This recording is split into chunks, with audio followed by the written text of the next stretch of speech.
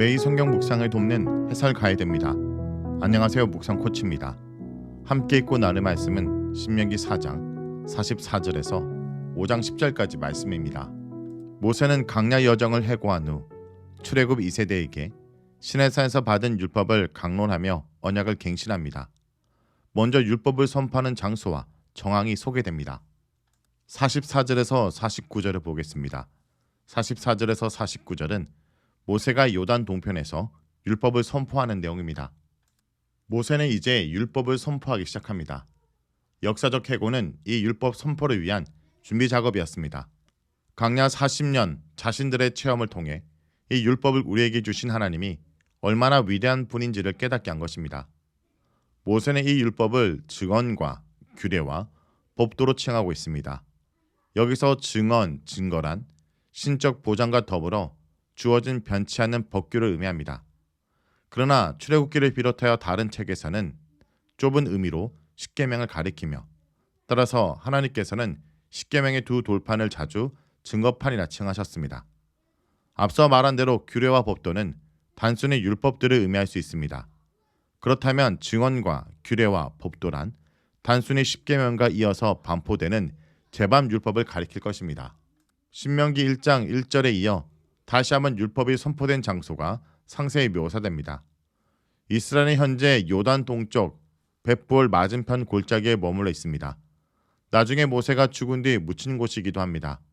넓은 목초지가 펼쳐져 있던 그 땅은 아모리 왕 시온의 영토였는데 시온을 물리친 뒤 이스라엘 땅이 되었습니다. 나아가 이스라엘은 역시 아모리 족속인 바산악 옥마저 물리치고 그 위쪽의 바산 땅까지 차지하게 되었습니다. 41절에서 헤스본 왕 시온과 바산 왕 옥은 둘 다 아모리 족속이었다는 사실이 확인됩니다. 그들이 차지한 요단 동편 범위는 남북으로는 모압 북쪽 경계선인 아르논 골짜기 근처의 아로엘로부터 멀리 북쪽의 헤르몬 산까지 약 230km에 이릅니다. 헤르몬 산은 시온산, 다른 방어로는 시련 혹은 스닐로 부릅니다. 동서로는 폭이 들쭉날쭉한데 오른쪽에 암몬과의 국경선으로부터 아라바 바다, 곧 비스가 산지 아래쪽 사이까지 이르는 범위입니다. 새로이 정복한 요단 동편의 벳볼 맞은편 골짜기에서 모세는 지난 40년 강야를 해상하며 율법을 선포하는 마지막 연설을 하고 있습니다. 다음은 5장 1절에서 7절까지 말씀입니다. 1절에서 7절까지는 언약을 지켜 행하라 라고 말합니다. 모세는 온 이스라엘 회중을 향해 주로 율법으로 구성된 두 번째 연설을 시작합니다.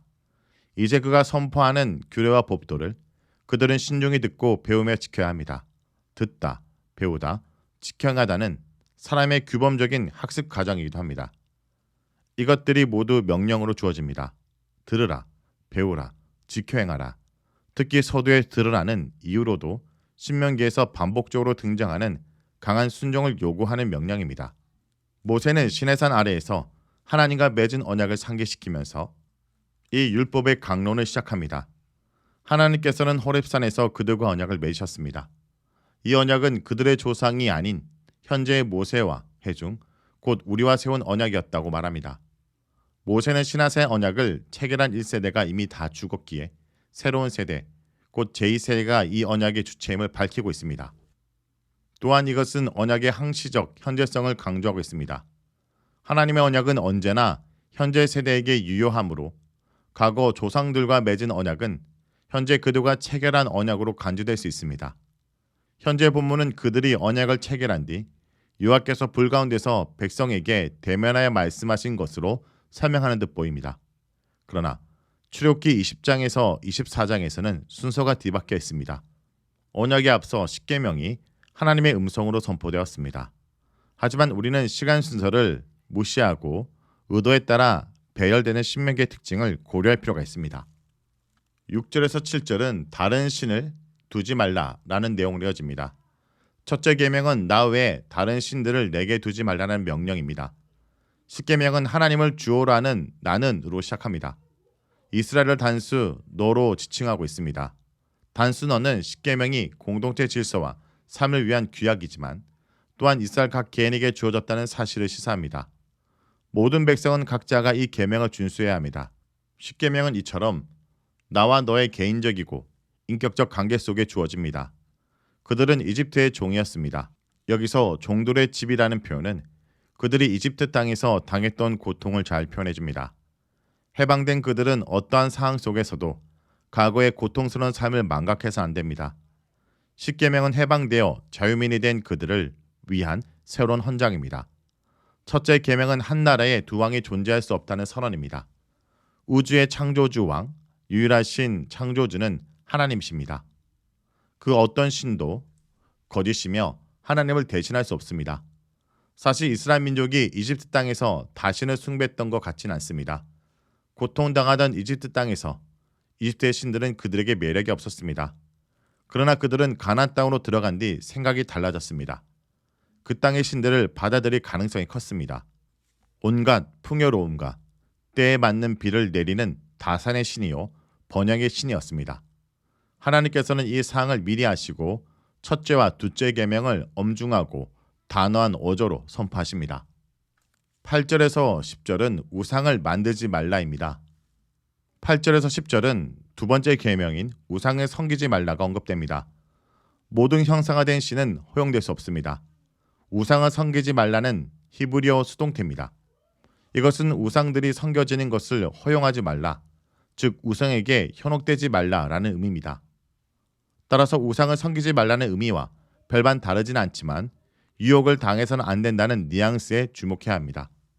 하나님은 다른 신 숭배를 질투한다고 말씀하십니다. 속 좁은 느낌을 주는 단어 질투가 인간의 정서상 너그러우신 하나님께는 어울리지 않아 보입니다. 그러나 이 단어는 부부간의 정절을 파괴할 때 배우자의 분을 일으키는 질투에 사용됩니다. 많은 구약 본문들이 우상 숭배와 다른 신을 섬기는 것을 간음이라 비난합니다. 다음 세대로 이어지는 죄의 안갚음과 순종에 대한 대가인 천대에 이르는 장구한 은혜가 크게 대비됩니다. 그러나 이 원칙이 기계적으로 작동하는 불변의 공식은 아닙니다. 구약 성경은 죗값의 승계에 대해 모순되어 보이는 두 가지를 동시에 이야기합니다. 먼저 아버지의 죄의 대가인 징벌이 자동적으로 후손에게 가해지지 않는다라는 명제가 나타납니다. 죄의 공동 책임 원리가 때로 적용되지 않는다는 이야기입니다. 각 사람은 각자의 죄로 망합니다. 그것을 신명기 24장 16절이 분명하게 진술하고 있습니다. 예레미야와 에스겔이 재차 확인해 주기도 합니다. 사실 아들이 아버지를 이어 징벌을 받는 이유는 자신들도 아버지와 동일한 길을 걷기 때문입니다. 그러나 아버지의 길을 거부하고 바른 길로 갔던 사람들도 많습니다.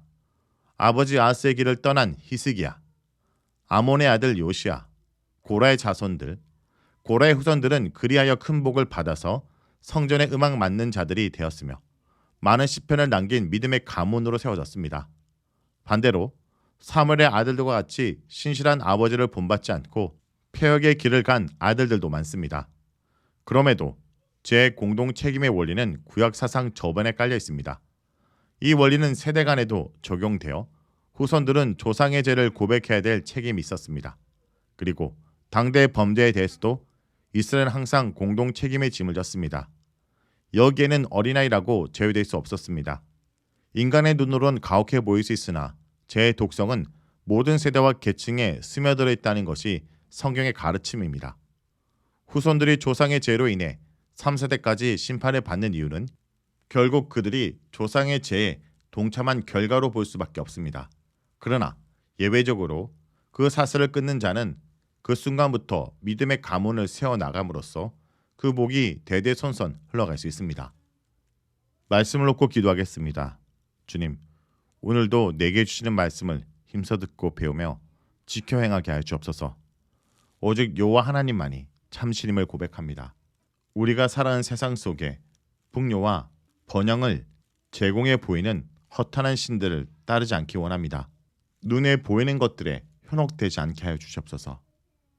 우상에게 유혹되지 않게 하여 주시옵소서. 오늘도 오직 주님 한 분만 사랑하고 경배하는 자로 서기 원합니다. 예수 이름으로 기도합니다. 아멘.